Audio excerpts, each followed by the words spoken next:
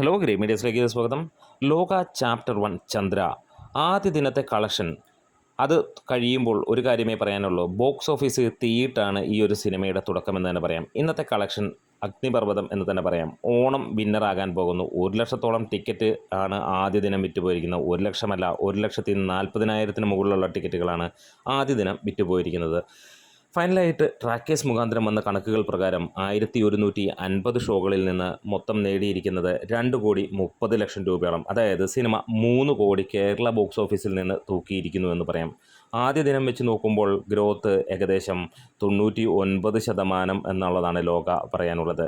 ഹൃദയപൂർവ്വം എന്ന ചിത്രത്തിന് 4,61,00,000 രൂപയോളമാണ് ആദ്യ ദിനത്തിൽ വരുന്നതെങ്കിൽ ലോകയ്ക്ക് 3 കോടിക്ക് മുകളിലേക്ക് എത്തുന്നു എന്നുള്ളതാണ്. അതായത് കമ്പയർ ചെയ്യുമ്പോൾ 99% ഗ്രോത്താണ് ആദ്യ പ്രീ സെയിലിനേക്കാൾ കൂടുതൽ. ലോകമെമ്പാടും ഈ സിനിമയ്ക്ക് വലിയ രീതിയിലുള്ള പ്രശംസ നേടിയിരിക്കുകയാണ്. വേൾഡ് വൈഡ് സിനിമ 5 കോടിക്ക് മുകളിലുണ്ടാകുമെന്നുള്ളത് തന്നെയാണ് റിപ്പോർട്ടുകൾ വരുന്നത്. നമുക്കെന്താണെങ്കിലും അതിൻ്റെ ആ ഒരു റിപ്പോർട്ടിന് വേണ്ടി കാത്തിരിക്കാം. ഒഫീഷ്യലായിട്ടുള്ളത് കേരള ബോക്സ് ഓഫീസിനെ ശരിക്കും പറഞ്ഞ അക്ഷരാർത്ഥത്തിൽ ഹെവി പോസിറ്റീവ് അടിച്ചിരിക്കുകയാണ് ഈ ഒരു സിനിമ.